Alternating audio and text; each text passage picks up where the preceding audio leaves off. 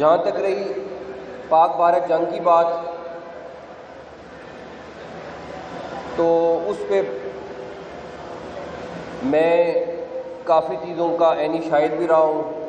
اور کافی چیزوں میں انوالو بھی رہا ہوں، تو میں کوشش کروں گا کہ چند ایک واقعات آپ کو ضرور سناؤں جو امپورٹنٹ ضروری بھی ہیں۔ سب سے پہلے میں بڑے محدود طریقے سے ہم نے ایئر فورس، ہم نے پاکستان آرمی، ہم نے نیوی، ہم نے گورنمنٹ پچھلے 1-1.5 ماہ میں سب کو اکنالج کیا ہے، لیکن ہمارے وہ ادارے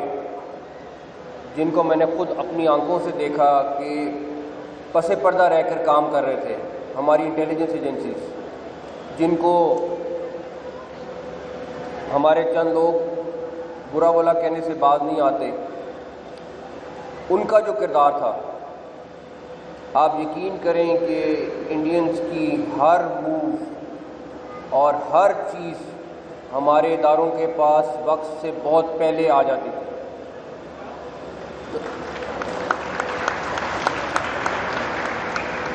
چاہے وہ کوئی پلاننگ کرتے تھے، چاہے ان کے جہاز اڑتے تھے،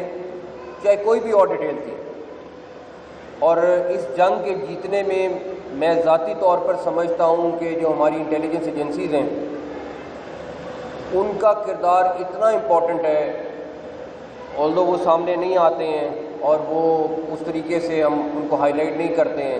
لیکن آپ یقین مانیں کہ ہمارے پاس ان کی ایک ایک چیز، ایک ایک ان کے فیصلے، ایک ایک ان کا پیپر ان کے پاس ایڈوانس میں پہنچا ہوتا تھا۔ اس کے بعد جب ان کے جہاز گر گئے تو اب کیسے فیصلہ یہ ہوا کہ جب تک ثبوت نہیں ہوگا ہم اناؤنسمنٹ نہیں کریں گے کہ ہم نے اتنے جہاز گرائے۔ پتہ چل گیا تھا ریڈار کے تھرو کے ہو گئے، لیکن ہمیں فیلڈ میں ایویڈنس چاہیے تھا۔ آپ یقین کریں کہ منٹوں میں وہ ہمارے پاس تھی، اور ویڈیوز ان کے میڈیا کے پاس بعد میں پہنچتی تھیں یا ان کے لوگوں کے پاس بعد میں پہنچتی، ان کا میڈیا تو چلا نہیں رہا تھا وہ ویڈیوز،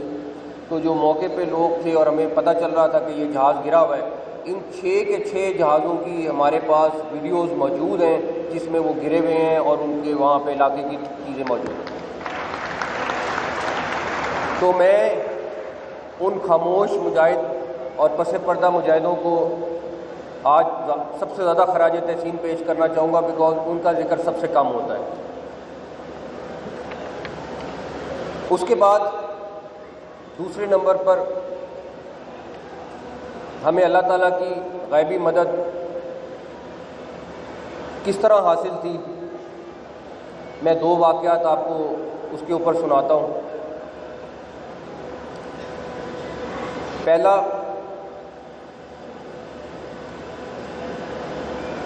انڈینز نے ہماری ایک بیس پر 7 میزائل فائر کیے، اور وہ ہماری بڑی امپورٹنٹ بیس تھی، اور ڈیفینیٹلی جب میزائل وہاں سے فائر ہوئے تو ہمیں پتہ چل گیا کہ یہ میزائل پاکستان کی طرف آ رہے ہیں، اور انہوں نے اس کے بعد بارڈر کراس کیا، اور تھوڑی دیر میں ہمیں اندازہ ہو گیا کہ کس بیس کی طرف جا رہے ہیں۔ تو سارے لوگ جو وہاں موجود تھے وہ پریشان ہو گئے کہ اس بیس پہ تو ہمارے کافی سارے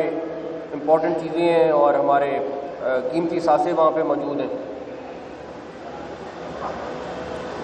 اور 7 میزائل تھے۔ آپ یقین مانیں کہ ان 7 میزائلوں میں سے ایک بھی میزائل بیس کے اندر جا کے نہیں گرا، کچھ پہلے گر گئے، کچھ بیس کے باہر گر گئے، کچھ سائڈ پہ گر گئے، کوئی میزائل بیس کے اندر جا کے نہیں گرا۔ دوسرا، ہماری پوری کوشش تھی کہ کسی بھی طریقے سے انڈینز کو یہ موقع نہ دیں کہ وہ ڈرامہ کر سکیں کہ کوئی سویلین کیجولٹیز ہوئی۔ ہمارے کچھ میزائل جو ہم نے فائر کیے وہ بالکل آبادی کے قریب تھے، اور ان کا ایک ملٹری کی انسٹالیشن تھی جہاں پہ وہ میزائل فائر ہوئے. خیر وہاں پہ کوئی مسئلہ ہوا تو ہم پھر فکر مند ہوئے کہ یہ ان کی کیجولٹیز نہ ہو جائیں سویلینس. اب ہم ویٹ کر رہے تھے کہ میزائل گریں گے تو پتہ چلے گا کہ یہ کہاں گئے کہاں نہیں گئے. ان کا وہاں پہ اس علاقے میں سب سے بڑا آئل کا سٹوریج تھا جہاں پہ وہ میزائل گرے, اور اللہ کا شکر ہے جو ان کی کوشش تھی یا دعا تھی کہ ان کی سویلین کیجولٹیز ہو وہ نہیں ہوئی, اور ان کا سب سے بڑا آئل ڈپو تباہ ہوا اس میں. تو یہ دونوں وہ واقعات ہیں جس سے بڑے کلیئرٹی کے ساتھ ہمیں یہ تھا کہ آج اللہ تعالیٰ ہماری مدد کر رہے ہیں, اور اللہ تعالیٰ نے جس طرح غیبی مدد کی اسی طرح جو انہوں نے نور خان بیس پہ ہمارے پہ حملہ کیا ہمارا کوئی نقصان نہیں ہوا. آپ باقی بیسوں پہ بھی اگر اسیسمنٹ رپورٹ لیں تو اللہ کا شکر ہے وہاں پہ بھی ہمارا کوئی نقصان نہیں ہوا. ایک بیس پہ ہمارے جوان شہید ہوئے ایئر فورس کے, بٹ اس کے علاوہ کہیں پہ بھی نہیں. تو یہ ساری کی ساری اللہ تعالیٰ کی مدد تھی اور جس کی وجہ سے یہ ہمیں کامیابی ملی.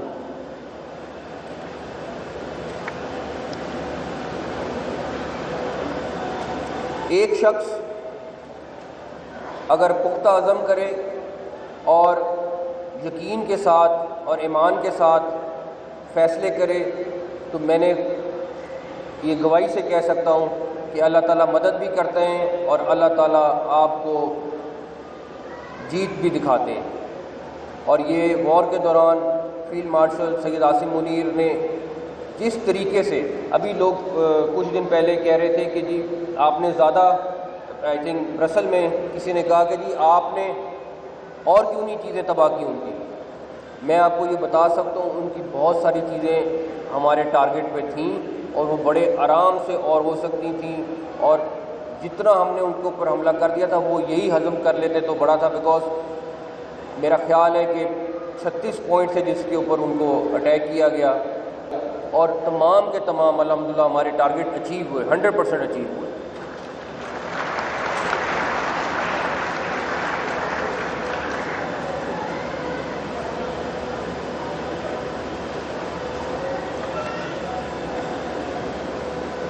سعودی گورنمنٹ کا ایک وفد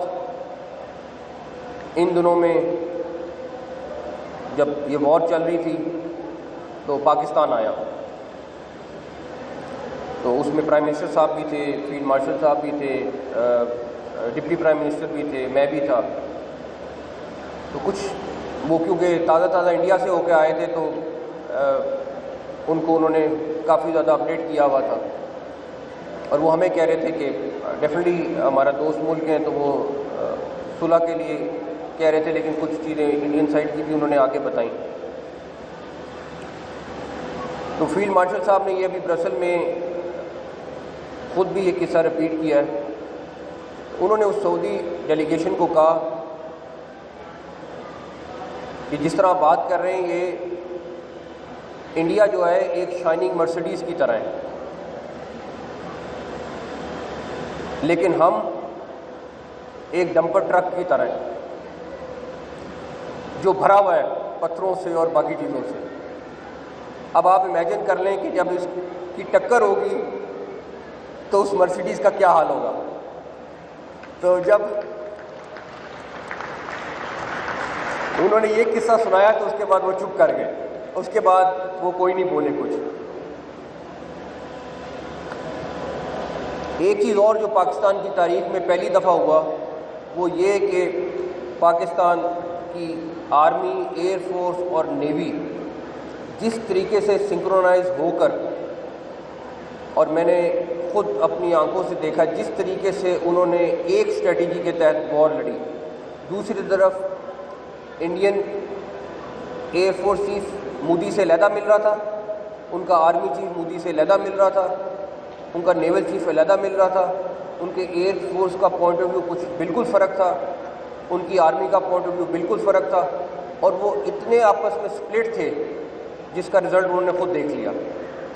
ان میں سے ان کے پائلٹس تو کچھ تیار ہی نہیں تھے کہ یہ اس طرح سے ہمارے پہ اٹیک کیا جائے.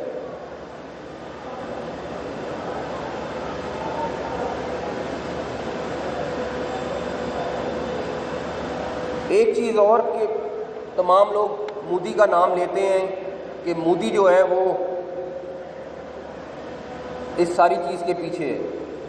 میں آپ کو 2 کریکٹرز بتانا چاہتا ہوں جو اصل میں انڈین حکومت کو چلا رہے ہیں اور اس سارے ڈرامے کے پیچھے. ایک